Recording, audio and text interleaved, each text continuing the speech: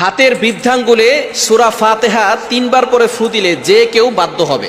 বর্তমান সমাজে biggest problem হচ্ছে স্বামী স্ত্রীর কথা শোনে না, স্ত্রী স্বামীর কথা শোনে না, আবার অনেক মায়ের কথা সন্তান শোনে না, বাবার কথা সন্তান শোনে না। এভাবে দেখা যাচ্ছে যে দিন দিন সমাজের ভিতরে অসংখ্য ফ্যামিলির ভিতরে ঝগড়াঝাটি লেগেই থাকে, কেউ কারো বাধ্য হতে চায় না। সুতরাং আপনি যদি আপনার সন্তানকে, অবশ্যই হালালভাবে কাজটা করতে হবে।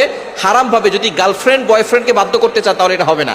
হালালভাবে যদি কেউ কাজ করতে চায় তাহলে অবশ্যই কোরআনের মাধ্যমে সে উপকৃত হতে পারবে। আপনি প্রথমে 3 বার দুরূদ শরীফ পড়বেন। অবশ্যই অজু করে আমলটি করলে বেশি উপকৃত হতে পারবেন। অজু করে আমল করার চেষ্টা করবেন। অজু অবস্থায় থাকলে আমলগুলো তাড়াতাড়ি কবুল হয়। অজু অবস্থায় আমল করবেন। এরপরে 3 বার দুরূদ শরীফ পড়বেন।